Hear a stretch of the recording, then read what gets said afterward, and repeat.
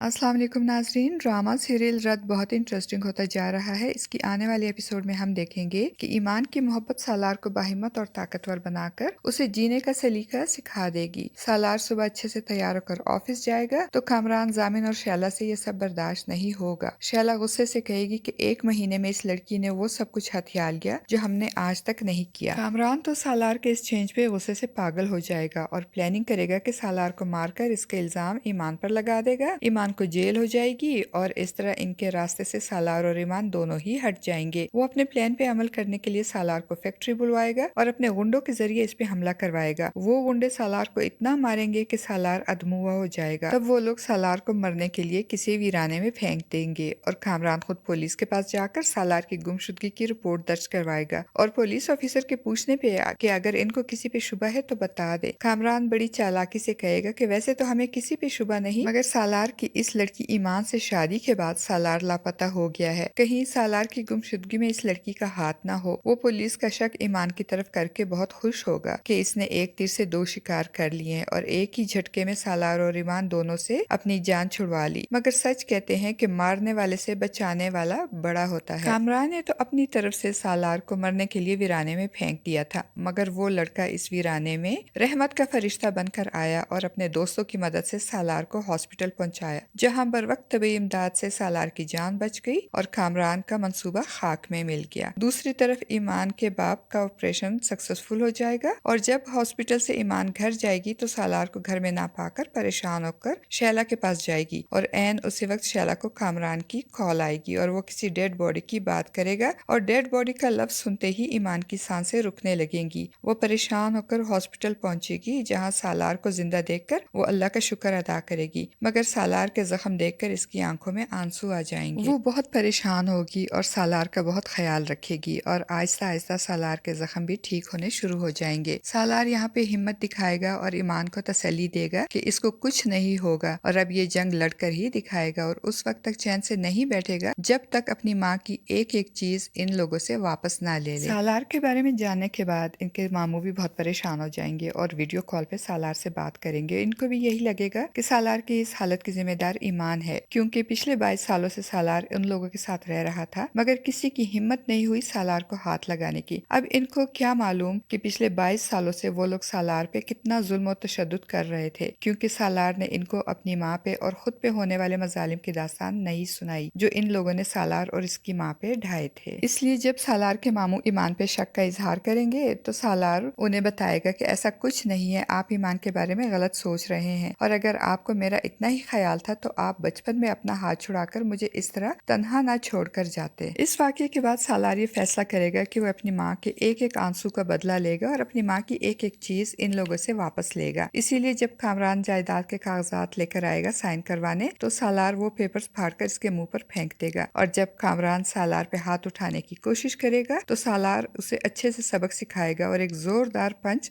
कामरान की नाक पर दे मारेगा। सालार जो अपनी सारी जिंदगी शहला, जामिन और कामरान के इशारों पे गुजार रहा था, अब उसे ईमान की मोहब्बत ने बहादुर और निडर बना दिया और अपनी जिंदगी के फैसले लेने की अहमियत जान चुका है और ईमान के कहने पे अपने हक के लिए आवाज उठाना भी सीख रहा है। दूसरी तरफ कामरान जो सारी जिंदगी सालार को मार कर डरा धमकाकर इससे काम लेता रहा था, आज पहली बार सालार से मार खाकर जब अपनी माँ के पास जाएगा तो इसकी माँ शैला इस पे बहुत नाराज होगी कि सिर्फ डराने धमकाने से कुछ नहीं होगा, सालार को जिंदा छोड़कर तुमने बहुत बड़ी गलती की है। अगर मैं भी राहत को डराती धमकाती तो आज तुम और तुम्हारे बहन भाई 80 गज के घर में ही बैठे रहते। और दूसरी तरफ ईमान की बड़ी बहन सवेरा के सामने जब से अपने शोहर की हकीकत आई है कि जैन और ईमान के दरमियान बदगुमानी पैदा करने वाला कोई और नहीं बल्कि इसका शोहर जमील है, इसके बाद वो खामोश नहीं रहेगी और अपने शोहर के रोज के मारपीट और जुल्म सितम के खिलाफ आवाज उठाएगी। तो इसकी सास इसे इमोशनली ब्लैकमेल करते हुए कहेगी कि बगैर बाप के कैसे बच्चियां पालोगी, जमाना जीने नहीं देगा। तो सवेरा कहेगी जमील ने कब मुझे जीने दिया है, मैं पाल लूंगी अपनी बच्चियां। और सवेरा की बात पे जमील उसे धक्के देकर घर से निकाल देगा। नाजरीन, आपके ख्याल में अब सालार कैसे लड़ेगा अपनी जिंदगी की और अपने हकूक की ये जंग और किस तरह देगी ईमान इसका साथ, और दूसरी तरफ जामिन, शहला और कामरान का सालार और ईमान के खिलाफ अगला कदम क्या होगा? अपनी कीमती राय का इजहार कमेंट बॉक्स में जरूर कीजिएगा। चैनल पे न्यू है तो चैनल को सब्सक्राइब करना ना भूलिएगा। शुक्रिया।